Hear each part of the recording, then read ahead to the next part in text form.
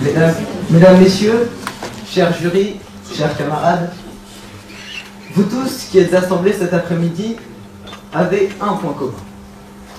Vous faites partie, ou avez fait partie, d'un ensemble scolaire. Et vous avez tous déjà entendu en cours la phrase suivante: « Hé là-bas, c'est pas le moment de dormir !» Et si je vous disais, si, c'était le moment? Rassurez-vous, loin de moi l'idée de faire l'éloge du sommeil du paresseux, du sommeil de celui qui n'a aucune motivation, non. J'aimerais vous parler d'un autre sommeil. Le sommeil, certes, c'est un moyen de faire un barrage, une obstruction à tout ce qui nous assaille, suppose des efforts, de l'attention. Le sommeil, c'est aussi l'occasion d'atteindre, sans alcool ni drogue, le vide, c'est un blanc épais, dur à dépeindre, qui ne laisse pas de traces et demande un peu de paix. Le sommeil, enfin, qui rime avec inactivité, parce que nous voyons notre corps dans l'immobilité. Mais ce ne sont que signes extérieurs. Un soldat fidèle continue son dur labeur. Tout ce que votre cerveau a reçu comme information est revu, trié, enregistré. Mais pas seulement. Telle la sentinelle veillant dans la nuit de votre corps, votre subconscient continue d'écouter, encore. Ainsi, si pendant votre sommeil, vous mettez la lecture d'un roman quelconque, par exemple Les Trois Mousquetaires d'Alexandre Dumas, le lendemain matin, des passages entiers de dialogue, de combat, et toute l'histoire du roman se présenterait à votre esprit. Remplacez maintenant D'Artagnan par l'énergie cinétique, Milady par la masse, Anne d'Autriche par la vitesse, toute l'intrigue par un cours non moins complexe, c'est-à-dire un cours de physique normale. L'élève le matin suivant saura par cœur toutes les formules. Si cette méthode marche durant le sommeil de la nuit, pourquoi ne marcherait-elle pas durant le sommeil du jour, ou plutôt sommeil du cours? Un célèbre écrivain français, Christian Bobin, a dit « C'est toujours par le sommeil que les plus grandes choses commencent. » L'enseignement n'est-il pas une grande chose?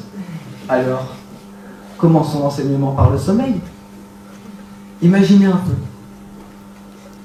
Le professeur parlant à des élèves, non pas à moitié endormis, car vous savez qu'on ne fait bien qu'une chose à la fois, mais des élèves dans les bras de Morphée, dormant de ce profond sommeil qu'on appelle avec raison le sommeil du juste, ayant le sentiment du devoir, non pas accompli, mais s'accomplissant. Fini alors les nuits blanches à se casser la tête sur son cours de physique, à apprendre ses schémas de SVT, fini les maux de tête sur un cours de mathématiques, sur un passage de Louise Labbé, plus rien que le sommeil tranquille et réparateur, bercé par la voix du professeur, parlant à nos cellules grises. Fini les efforts désespérants de notre volonté pour maintenir une attention qui ne demande qu'à s'en aller. À une contradiction interne entre le désir de suivre et le corps qui s'endort, succède la parfaite harmonie du repos studieux.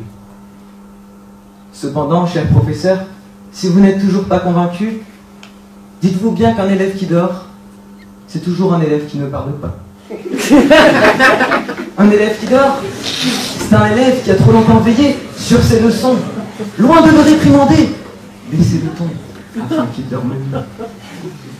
Un élève qui dort, c'est un élève qui a confiance en vous, qui sait que vous le laisserez apprendre de cette manière, qui lui réussit certainement mieux que la barbare torture de la lutte contre son propre sommeil. Enfin, si pour dernier argument, vous m'objectez que vous n'avez jamais vu cette méthode marcher sur un élève en classe, je vous répondrai, bien sûr, vous l'avez toujours réveillé. Et, à force de parler, voilà qu'à mon tour, je m'endors. Et, comme Martin Luther King, je fais un rêve.